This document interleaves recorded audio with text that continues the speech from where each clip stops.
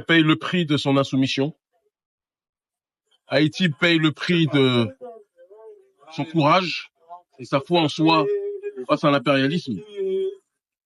Et certains n'ont jamais accepté que Haïti reste debout et donc font tout pour l'ensevelir. On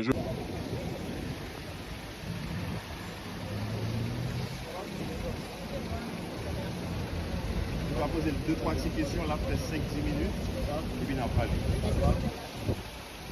Des étudiants,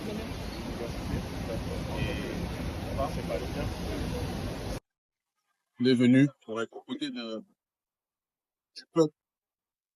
Je suis dans la diaspora et le centre de gravité du monde noir dans sa globalité. Haïti est un symbole pour les Noirs qui aiment leur peuple, pour ceux qui sont attachés à la défense des intérêts de population aux quatre coins du monde. Haïti est en souffrance aujourd'hui. Donc, lorsque notre ONG Urgence panafricaniste a été contactée, sollicitée pour venir, nous sommes venus. Nous avons fait un voyage de plus de 48 heures, entre 72 heures et 48 heures, parce que nous avons dû contourner certains pays où nous sommes interdits de territoire. En partant d'Éthiopie, en passant en escale par l'Europe, pour aller par la suite à Cuba. Je n'ai pas donné toute la trajectoire, mais ça a été très long.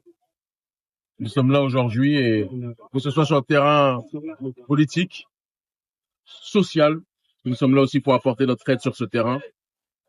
Nous allons être présents et donner tout ce que nous pouvons pour la première République noire. C'est un honneur pour nous d'être ici. C'est une terre symbole. Tous les panafricanistes, lorsqu'ils veulent se remémorer ce que signifie la transcendance, le dépassement et la foi en notre peuple, ils se rendent à Haïti. Voilà les raisons de notre présence ici. Vous voyez Haïti dans quelle situation actuellement, donc politique. Dès que vous arrivez ici, que constatez-vous, avec quel sentiment vous êtes ici? Haïti paye le prix de son insoumission. Haïti paye le prix de son courage et sa foi en soi face à l'impérialisme. Et certains n'ont jamais accepté que Haïti reste debout et donc font tout pour l'ensevelir. Mais je pense que nous sommes à un cycle qui paraît comme étant chaotique, mais le chaos souvent est ce qui précède la lumière et la levée de la lumière, la levée du soleil. C'est à l'aube des épreuves les plus difficiles que surgissent bien souvent la lumière de la conscience, de l'élévation, de la construction. Selon vous, il y a un espoir pour Haïti? Il y a un espoir pour Haïti. Il y a un espoir pour Haïti. On dit toujours que c'est après les nuits les plus sombres que viennent les lumières les plus pures. Donc il faut être en paix sur ce terrain-là et avoir foi en nous. Et je dis nous, on le dit nous, je parle d'Haïti et de tous ceux qui sont attachés au pays. C'est pas votre première fois en Haïti, mais la dernière fois que j'étais ici, c'était comment? Et aujourd'hui, vous voyez ça comment? La dernière fois, Haïti déjà était dans une situation un petit peu compliquée. Et là, ça s'est empiré. Mais vous savez, il y a ce que les gens disent pour qu'Haïti soit complètement paralysé, diabolisé Haïti, et puis à la réalité. Nous sommes dans une situation compliquée, c'est une réalité. Mais je pense qu'il ne faut pas cracher dans le puits, parce que certains essayent d'y prendre de l'eau. Un message pour la jeunesse haïtienne et pour tout partout en Haïti. Qui croient en eux, que tous les jeunes hommes et femmes croient en eux.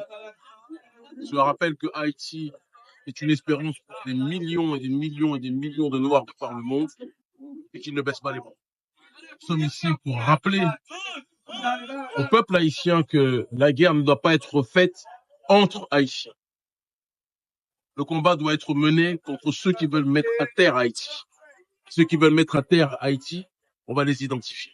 La dernière question, ça veut dire que vous avez fait environ 48 heures, de faire passer dans plusieurs pays. Mais quelle raison exactement? Parce que vous savez, quand un noir est un noir rebelle, certains pays qui aiment voir les noirs à genoux n'autorisent pas à ces noirs rebelles de pouvoir traverser leur territoire.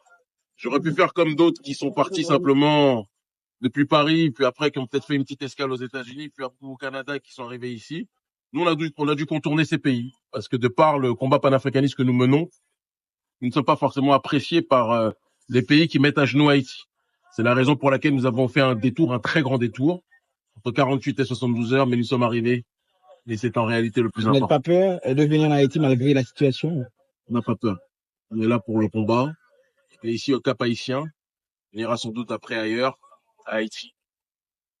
Les jours qui vont suivre vont être des jours de réflexion, d'action et de beaucoup de compréhension pour notre population. Merci.